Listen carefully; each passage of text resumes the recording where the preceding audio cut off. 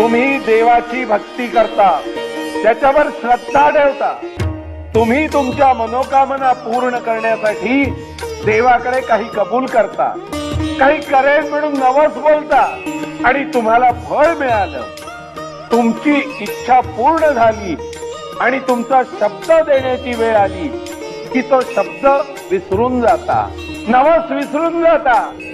म्हणून लक्षात ठेवा, देवाला केलेला नवस हा विसरण्यासाठी नसतो, तो पाळण्यासाठी असतो.